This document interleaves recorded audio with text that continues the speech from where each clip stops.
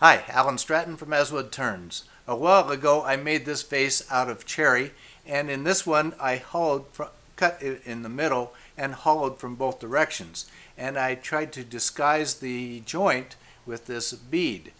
For this project I decided to make a similar vase, this time out of cedar, but have no bead and no disguise whatsoever. So where is the joint? Because no, I didn't hollow through this teeny little hole and get it this light.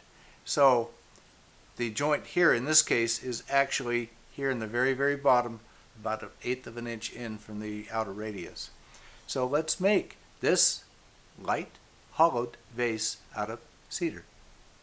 This block of cedar came from a large Titan Cedar tree that we cut down from our yard in Oregon.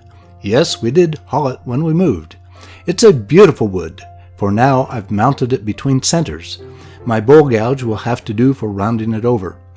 As is typical for me, mounting between centers is a temporary mount, only for as long as it takes to rough round the wood and cut mounting tenons on both ends. This is an opportunity for some skew practice. I love how smooth the wood is after a pass with the skew. Next, I'm laying out the key dimensions on the spindle. The neck will be from the right end to the first line, the body will down to the next line, then part it below the bottom portion. Now for the task to drill out the main chamber.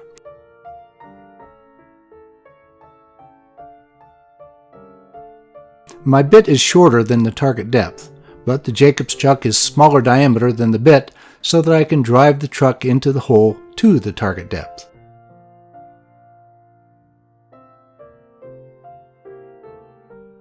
It's time for some skew practice on the cylinder. Only one bad catch. I just heard one skew saying recently that technically you can save time by hitting the wood with a claw hammer. It's the same results as using a skew.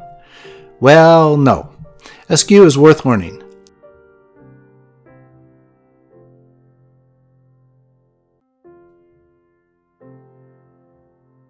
But I'll switch to a spindle gouge to start roughing the neck.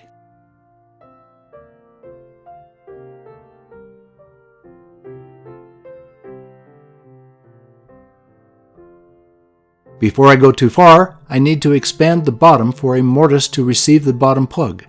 I'm using an unsharpened pencil to gauge how straight the mortise is. It takes a couple of tries to get the walls straight and parallel. With the mortise finished, now I need to fit the tenon. Cut and test, cut and test.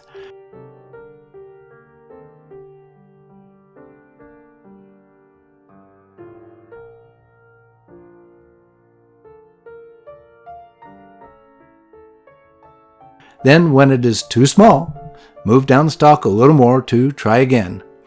I don't want it sloppy.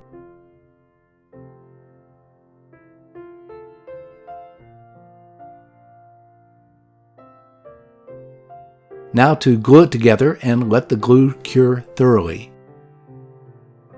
Back to the drill chuck to drill the spout hole with a 1/2 inch twist bit.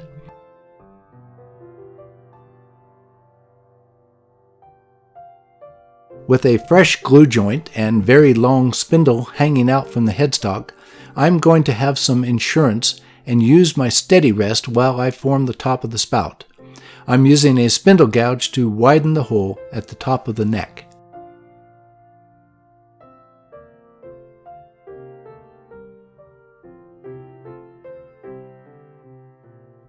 Now that I can run a cone center into the spout, I can remove the steady rest and finish out the neck.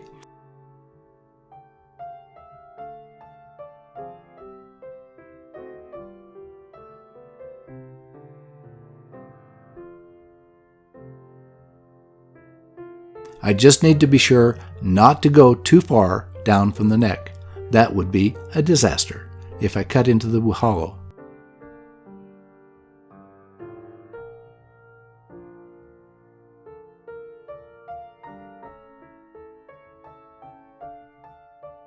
After sanding up through the grits, I'm applying brushing lacquer, but the lacquer has lost a lot of solvent and is quite syrupy.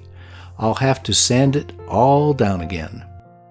This time I'll use rattle can lacquer until I can reconstitute the brushing lacquer. Finally, to part off the vase for real. This leaves a small nub that must come off. A sanding pad in a Jacob's chuck is a decent way to take off the nub and smooth off the bottom. A small break to sign with my pyrography pen setup. A quick buffing gives a nice sheen. On this vase, I can find the glue joint, but only because I know where it is. I doubt anyone else would ever spot it. My vase is nice and light. The cedar has a nice grain. Where else would you hide a glue joint after hollowing? Please give this video a thumbs up, subscribe on my website, tell your friends, and send me your comments and questions. Every week I make a new wood turning video. Please wear your full face shield anytime the lathe is running. Until next week's video, this is Alan Stratton from As Wood Turns.